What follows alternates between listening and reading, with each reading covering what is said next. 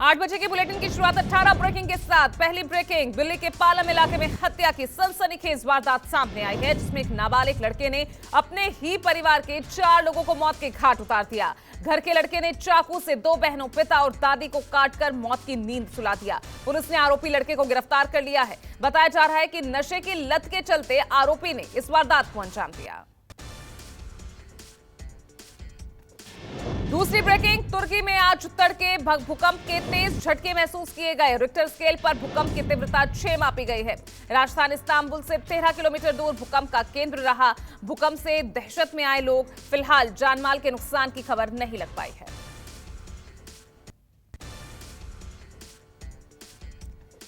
तीसरी ब्रेकिंग, असम मेघालय सीमा पर गोलीबारी में 6 लोगों की मौत के बाद तनाव का माहौल है। मेघालय के सीएम ने हादसे को दुखद बताते हुए मृतकों के परिवार के प्रति संवेदना जाहिर की।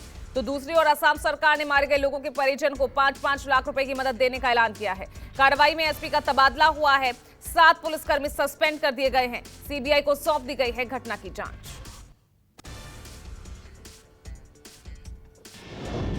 चौथी ब्रेकिंग, दिल्ली के श्रद्धा हत्याकांड के आरोपी आफ्ताब का आज फिर होगा पॉलीग्राफ टेस्ट। मंगलवार को रोहिणी एफएसएल लैब में पूछे गए थे 15 से 20 सवाल।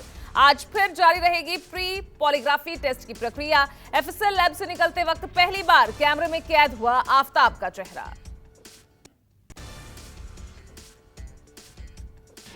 पांचवी ब्रेकिंग, गुजरात में आज एक बार फिर पीएम मोदी धमाकेदार प्रचार करते नजर आएंगे। पीएम मोदी आज मेहसाणा, दाहोद, वडोदरा और भावनगर में जनसभा को संबोधित करेंगे। वहीं केंद्रीय गृह मंत्री अमित शाह आज राजकोट, सुरेंद्रनगर और सूरत में जनसभाएं करेंगे। बीजेपी अध्यक्ष JP Nadda river front ground गड्ढा में संबोधित करेंगे। वहीं सीएम योगी भी मोरबी, सूरत और द्वारका में जनसभाएं करेंगे। छठी ब्रेकिंग, दिल्ली एमसीडी चुनाव में आपने पूरी ताकत झोंक दी है। आप पार्टी प्रचार अभियान में स्टार प्रचारकों की बड़ी फौज उतारने जा रही है। प्रचार के दौरान मतदाताओं को लुभाने के लिए गिटार शो और मैजिक शो, स्टार प्रचारकों द्वारा 1000 नुक्कड़ सभाएं और नुक्कड़ नाटकों की योजना बनाई गई है। 7वीं ब्रेकिंग, 2 दिनों के विश्राम के बाद राहुल गांधी की भारत जोड़ो यात्रा एक बार फिर आज से शुरू हो गई है। महाराष्ट्र से राहुल गांधी की भारत जोड़ो यात्रा मध्य प्रदेश में एंट्री कर चुकी है। बुरहानपुर से प्रियंका गांधी भी राहुल की यात्रा में शामिल होंगी। प्रियंका आज रात को यात्रा को ज्वाइन करेंगी और इस दौरान उनके साथ उनके पति रॉबर्ट वाड्रा और बच्चे भी शामिल होंगे।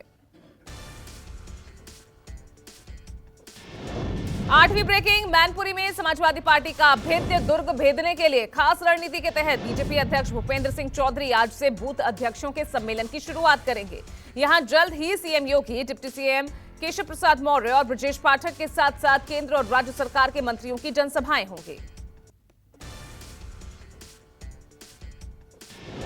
9वीं ब्रेकिंग, झारखंड के लातेहार में मंगलवार रात नक्सलियों ने जमकर उत्पात मचाया। पतरातू में सोननगर तक बन रहे 3rd railway line construction site पर नक्सलियों ने फायरिंग की, आगजनी की, तोड़फोड़ की घटना को अंजाम दिया।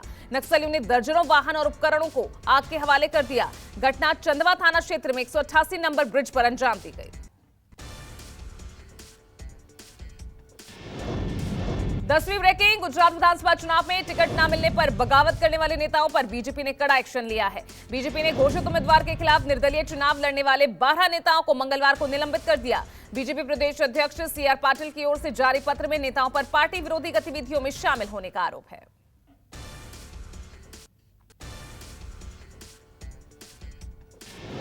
11वीं ब्रेकिंग, दिल्ली की तिहाड़ जेल में बंद आप पार्टी के मंत्री सत्येंद्र जैन का कोर्ट में दर्द छलका।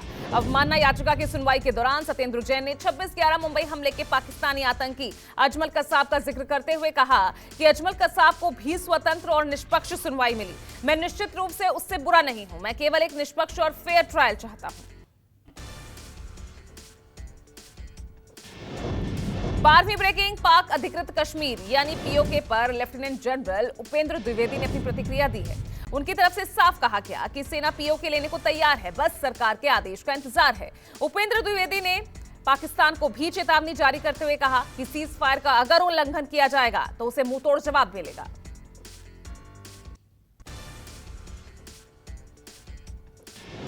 13वीं ब्रेकिंग, उत्तर प्रदेश में प्रधानमंत्री आवास योजना का विस्तार होने वाला है। केंद्रीय ग्रामीण विकास मंत्रालय ने सीएम योगी के उस प्रस्ताव को मंजूरी दे दी है जिसमें उन्होंने गरीबों के घर बनवाने के लिए केंद्र सरकार से 10,000 करोड़ रुपए की मांग की थी। इस धनराशि से उत्तर प्रदेश में आपको बता दें 8,62,767 नए आवास बनाए जाएंगे, जो मार्च 2024 तक बनकर तैयार हो जाएंगे। रुक करते हैं अगली ब्रेकिंग का। मोरबी पुल हादसे पर आज कोर्ट में 9 आरोपियों की जमानत अर्जी पर फैसला आएगा। मंगलवार को एफएसएल की जांच रिपोर्ट में इस बात का खुलासा हुआ कि हादसा घोर लापरवाही की वजह से हुआ, जिसके बाद अदालत ने आरोपियों की जमानत पर सुनवाई पूरी की और फैसला सुरक्षित रख लिया। आज सभी 9 आरोपियों की जमानत पर कोर्ट अपना फैसला सुनाएगी। 15वीं breaking. Lucknow income tax office में एक बड़ा फर्जीवाड़ा सामने आया। इनकम टैक्स ऑफिस के कैफेटेरिया में बाहरी महिला को इनकम टैक्स विभाग के फर्जी नियुक्ति पत्र बांटने के आरोप में रंगे हाथों पकड़ा है। आरोपी महिला के पास से कई मोहर और अन्य कागजात भी बरामद किए गए हैं। प्रियंका मिश्रा नाम की महिला समेत 7 लोगों को पकड़ा गया है। ये सभी लोग इनकम टैक्स कार्यालय से ताल्लुक नहीं रखते। 16वीं ब्रेकिंग। दिल्ली के नरेला से जहां हत्या का एक सनसनीखेज मामला सामने आया है, यहां ओयो होटल के रूम में एक 40 साल के शख्स ने महिला की गोली मारकर हत्या कर दी। इसके बाद शख्स ने खुद को भी घायल कर दिया। वारदात के बाद युवक को अस्पताल में भर्ती कराया गया। इस शख्स की पहचान प्रवीण के रूप में हुई, जबकि मृतक महिला की अब तक शिनाख्त नहीं हो पाई है।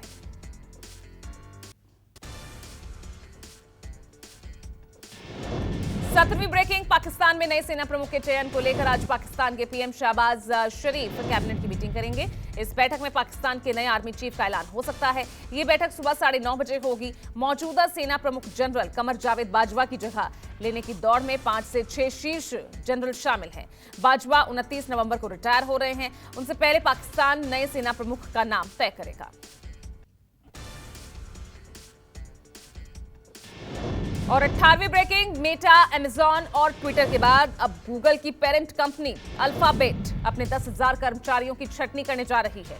एक रिपोर्ट के मुताबिक गूगल खराब परफॉर्मेंस वाले कर्मचारियों को न्यू रैंकिंग और परफॉर्मेंस इंप्रूवमेंट प्लान के तहत 10,000 के करीब कर्मचारियों की छंटनी कर सकती है।